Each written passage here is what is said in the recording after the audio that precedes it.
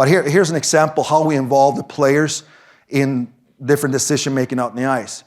Here's actually Rasmus Dahlin's dad, Martin, talking to I believe it's under 17 players, how to solve going down the half boards as a defenseman. How are you going to solve the pressure coming at you?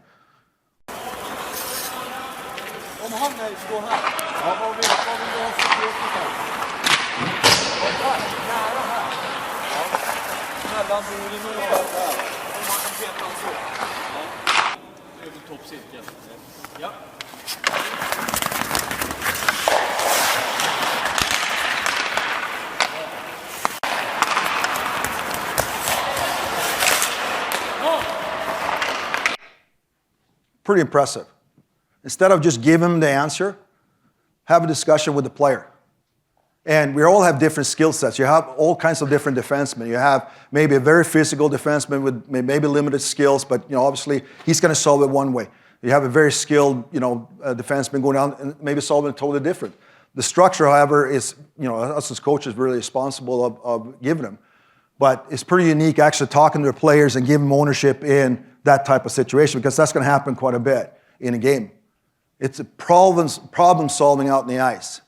Okay? Help the players out by putting them in these kinds of situations. That's what we're trying to do anyways. Help them by putting them in those situations. Let them solve with his skill set. Talk about it, support them, give them help.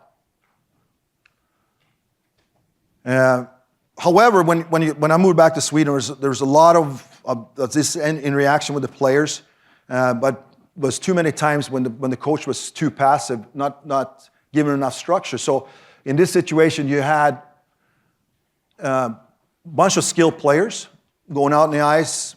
You can win. But if you don't have no structure, if you have no, like I said, in that situation, you had the players solving the problem, which was obviously the forechecker, but also by structure, he knew that, what other players were going to be at. And the structure is where the coaching comes in. But if you don't have that structure, you can still win because you have very skilled players, but what happens if he doesn't solve that problem? Maybe you have really good forecheck or whatever. You have nothing to lean on.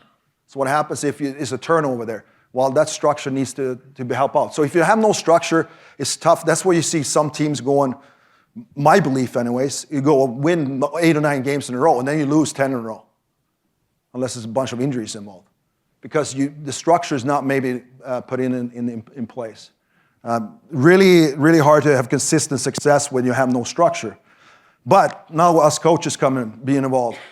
Now we got to put in structure. Unfortunately, a lot of times ambitious coaches, like most of you guys in here are very ambitious coaches, otherwise we wouldn't be here. Now you're putting in structure, but you're putting in too much structure. You give them answers to exactly every situation. Okay? What's going to happen then? You're going to suffocate the player. There's no creativity. You're not going to see those plays that just happened, the Arvidsson, Forsberg, Bäckström, Carlson. You're going to take that away from them unless you're really superstars who tell, well, coach, I'm not going to listen to you, because it happens. Okay? You're taking the decision-making away from the players. And the players at the same time, well, coach, you told me to do that. Well, yeah, but now the situation is a little bit different. Solve the situation. Let the player solve the situation. What we're looking for, what we want to do is to have the balanced structure. Okay? The balanced structure is let the players solve the situation on the ice together with the structure. Again, structure could be anything from what other players are at in that situation, but also keep putting our players in the situation in practice. Okay? Something I wrote down, a note, and I read it quite frequently to remind myself that, stop giving everyone the answers to everything and listen to the players as well. Now, that's a bunch of work. How do you actually do it?